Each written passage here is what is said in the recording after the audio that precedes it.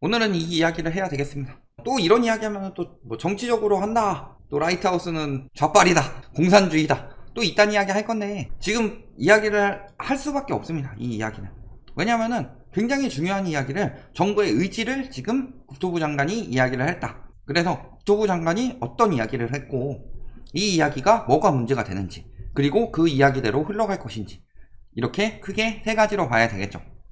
자, 부동산 심판한다고 그랬습니다.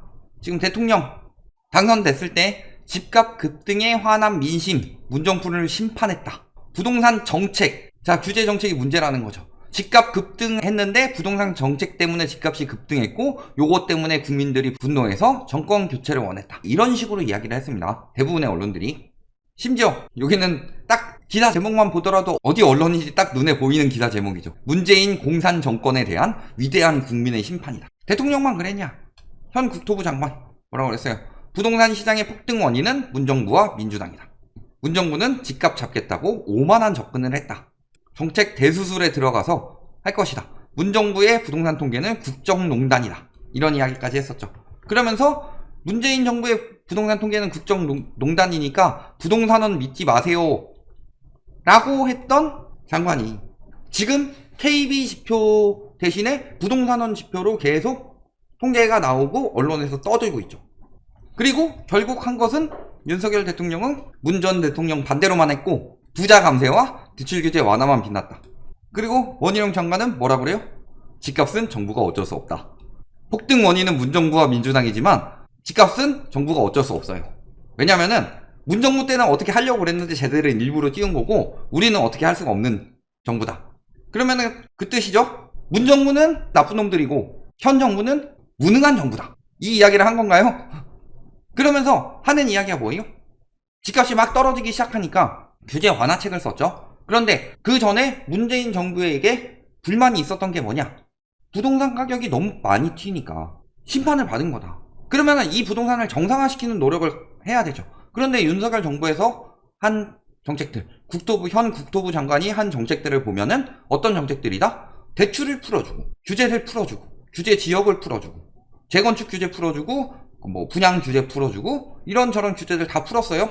그리고 심지어는 바젤3의 핵심 중에 하나인 DSR까지도 우회해서 정책 대출로 풀어줬다. 그러니까 비판이 생기죠. 그걸 가지고 지금 부동산 잡혀가고 있는데 왜 자꾸 풀어줘서 부동산 시장에 심리를 불어넣느냐. 그러니까 그때 이야기한 게 뭐였어요? 연착륙을 하기 위해서다. 정부 대책만으로는 연착륙 역부족하니까 국회에 협조해줘라. 규제 푸는 거 협조 좀 해줘라. 지금 정착륙 되면은 망한다. 집값 정상화 빨리 되면 망해. 천천히 돼야 돼. 연착륙 노린다. 연착륙 유도. 계속 이런 이야기들을 했어요. 윤석열 대통령도 그렇고 원희룡 장관도 연착륙 대책 필요하다.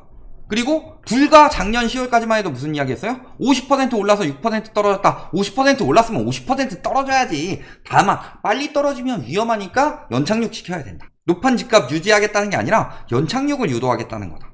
당장 집 사라고 완화해준 게 아니라 연착륙을 위한 거다. 그러니까 집값이 너무 빨리 떨어지는데 저희가 그런 말씀도 많이 드렸었죠.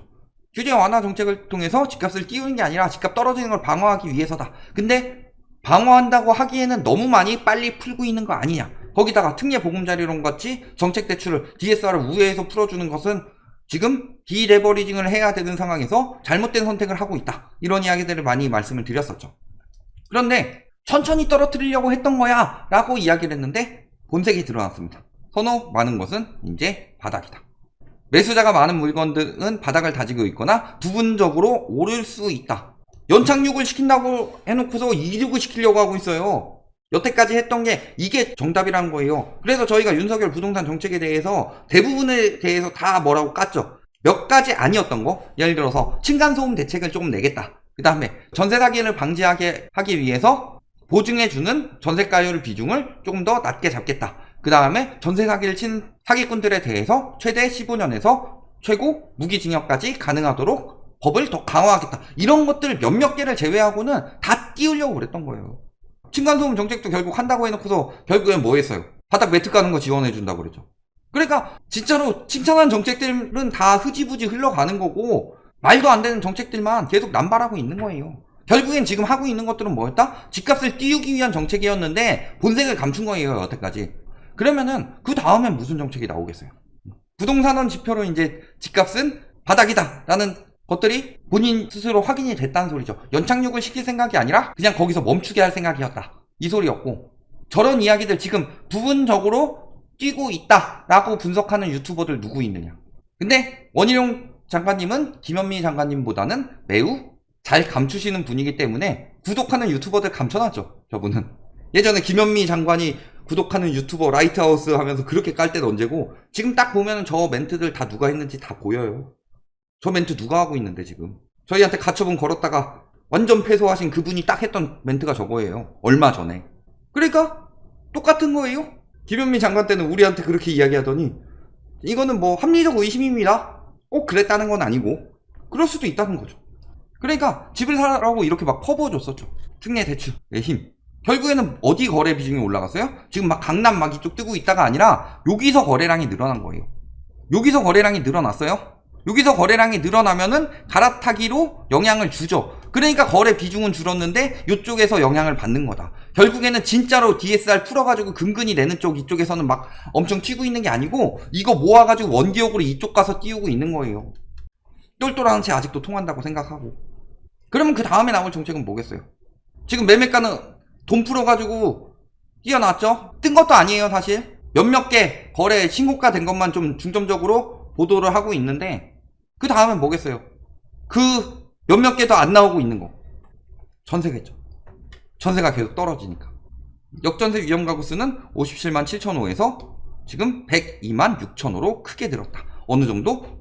52.4% 라는 거죠. 그러니까 그 다음에는 전세를 띄우려고 정책이 나올 거예요. 지금 딱 이미 이야기 나왔죠. 전세 사기 빌미 임대차 3법. 임대차 3법 때문에 전세 사기가 터졌다 라고 이야기를 여론을 만들어서 임대차 3법을 개선하거나 또는 폐지하려는 움직임이었다. 그러면서 이야기하는 게 왜 임대차 3법 때문에 전세 사기가 터졌냐? 임대차 3법 때문에 전세가가 올라가면서 전세가율이 올라갔다. 이거는 개소리죠. 이거는 임대차법만 가지고 비교를 해서 그걸 전후로 비교를 하면 그렇게 나올 수밖에 없죠. 그런데 임대차법이 왜 나왔는지를 생각을 해봐야 돼요. 여태까지 지금 본인들이 한 정책들을 생각해봐라.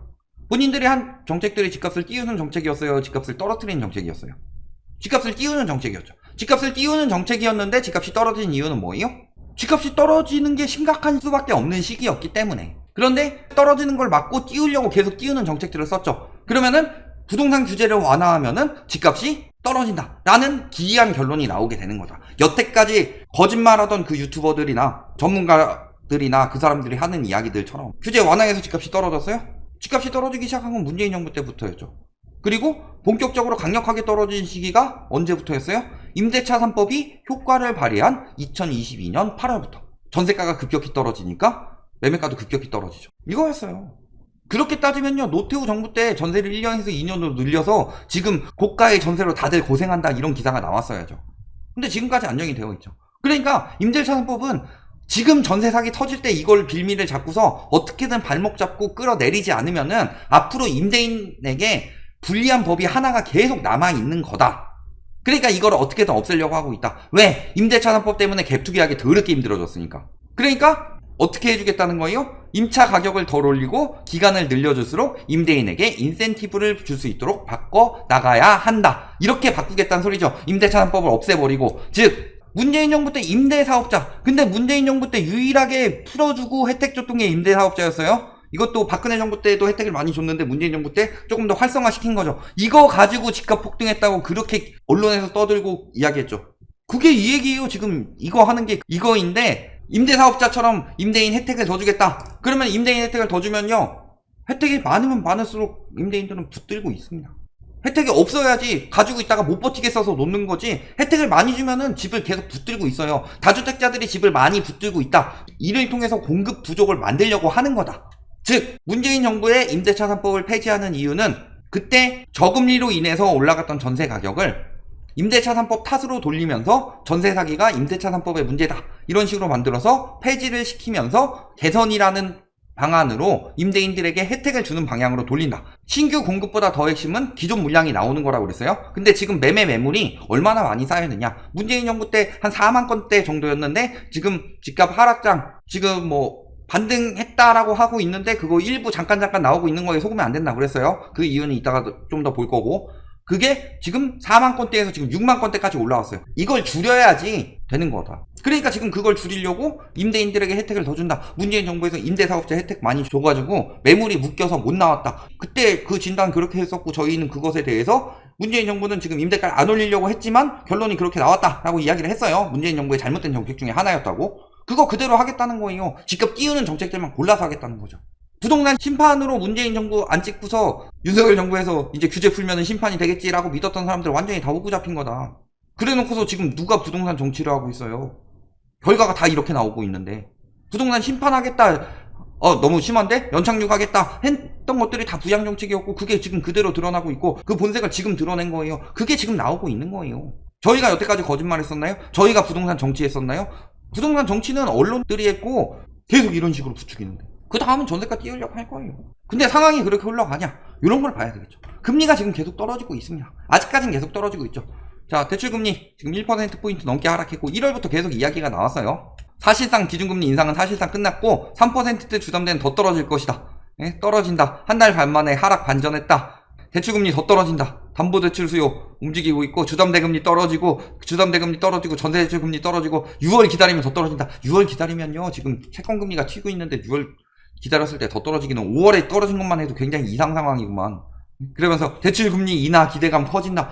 계속 이런 식으로 했어요. 그리고 실질적으로 신규 취급액 기준으로 대출금리가 어느 정도 떨어지긴 했죠.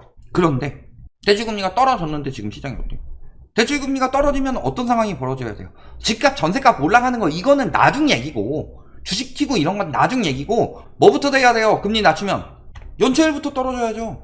연체율부터 떨어져야 되는데 지금 금리를 낮추고 있음에도 불구하고 은행권 가계대출 부실은 올해 말까지 3조 원까지 급증한다. 이 3조 원까지 급증하는 게 뭐다? 고정 이하 여신이다. 고정 이하 여신이 뭐예요? 3개월 이상 연체예요. 지금 지난해 말 1조 7천억이었는데 올해 말 3조 원까지 늘어난다는 소리예요.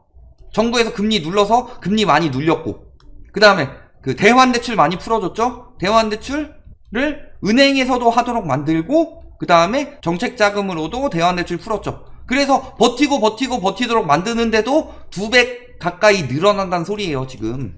그러면은 정상적으로 올라가고 있는 거냐, 아니면 되게 부실하게 올라가고 있는 거냐. 정상적으로 올라가려면요, 정상적으로 올라가는 시장은 벽돌이 쌓이는 시장입니다. 벽돌이 계속 쌓여가지고 차근차근 밑에가 안정되고, 이게 정상적으로 올라가고 다 소득이 올라가고 국가가 잘 살아서 사람들이 돈의 여유가 많아지니까 집값이 올라가는 시기, IMF 이전에 그때는 이렇게 벽돌을 쌓듯이 올라갔던 거예요. 그런데 지금은 어떤 상황이에요? 올라간다고는 하는데 부실해지는 거 젠가탑이에요. 젠가탑. 여기서 뽑아서 여기다 쌓고, 여기다 뽑아서 여기다 쌓고, 그래가지고 잔뜩 높이 쌓여놨어요. 그러다가 요 윗부분 좀 날라갔는데, 윗부분 좀 날라가서 균형 좀 생겼네? 여기서 또 하나 뽑아도 균형 잡을 수 있을 것 같아. 위태하게 올리고 있는 거예요. 이게 얼마나 장기화 갈까요? 장기화 될 수 있어요? 연체율로 올라가고 있는데?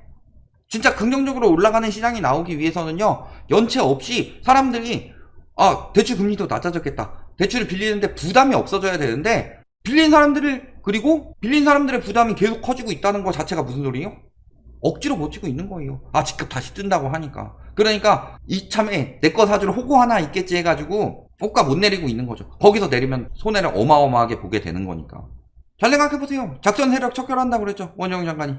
작전 세력 척결한다고 하는데 어떻게 해요? 척결 안 돼요. 왜? 신고가 계약을 3개월 내에 안 하니까 이제 6개월 이후 해제한 비율이 늘어났다. 1.7%에서 이거를 이제 잡아내기 시작하니까 43.3%로 보통은 3개월 내에 취소를 했는데 이제 6개월 넘어서 취소를 한다는 거예요. 그리고 그 호가는 어떻게 올리도록 만드는 거예요? 이 짓거리 한 거지. 요 짓거리가 다 100% 실거래가가 다 저 짓거리 했다는 이야기 아니에요. 몇 개만 저렇게 띄워주면은 알아서 호가 올려주고, 그러면은 언론에서 알아서 띄워주면은 거기서 실거래가 하나만 나오면 거기부터 성공인 거예요.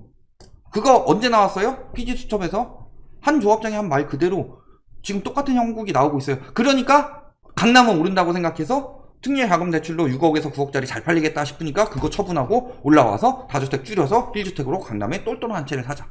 그들이 물린 거지. 심지어 요즘에 단톡방이 어마어마하게 하고 있다고 하죠. 이런 상황이다. 그러면 잘 생각해보세요. 첫 번째, 여태까지 저희가 주장했던 대로 정부에서는 집값을 잡을 생각이 전혀 없었다. 전혀 없었고 저희는 그 이야기를 처음부터 계속했었고 규제도 다 풀 것이라고 이야기를 했고 다만 DSR 같은 경우를 건들 수가 없을 것이다. 그러니까 우회해서 정책자금 풀었다. 이걸로 어떻게든 살리고 있는 거죠. 핵심은 DSR이었어요. DSR 피해서 특례보금자리론이 나오니까 다 거기서 정책대출 받아가지고 현재 상황을 만든 거죠. 근데 그걸 더 늘릴 수가 있느냐. 정부 지출이 어마어마하게 늘어났어요. 그럼 그거는 더 늘리느냐. 더 늘리면 나라 망하는 망조고 더 늘리면 늘린 만큼만 버티는 거지. 정책대출 언제까지 늘릴 거예요. 그 늘린 만큼만 버티는 거지 그 이상 버틸 수 없어요. 사람들이 다른 대출을 받지를 않는데 DSR에 걸려서. 그러면서 다 띄우려고 하는 정책인데 여러 가지 경제 상황상 떨어질 수밖에 없다고 말씀을 드렸죠. 그러니까 지금 상황은 어떤 상황이에요? 데드캣 바운스가 아니고 정부에서 억지로 유동성 쑤셔 넣어가지고 겨우 만들어낸 장세인데 이게 오래 갈 수 있겠느냐. 이미 연체율이 폭등을 하고 있는데. 그런데도 벌써부터 바닥 찍고 반등했다는 이야기가 말이 안 되는 거예요. 이거는 정부의 눈속임이고 언론의 장난질이에요. 아직도 그거에 속아가지고 또 호구 잡힐 거예요? 지금도 정부에서 연착륙 힘내니까 잡아주겠지 이런 거 믿을 거예요? 아니에요. 반등 아니에요.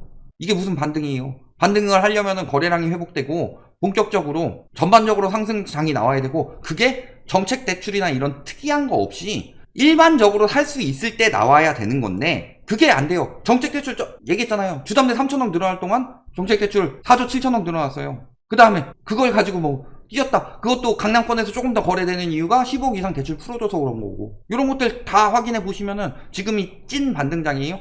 데드캣 바운스도 안 나오는 거지. 그러면 잘 생각해 보셔라. 또 호구 잡히지 마시고.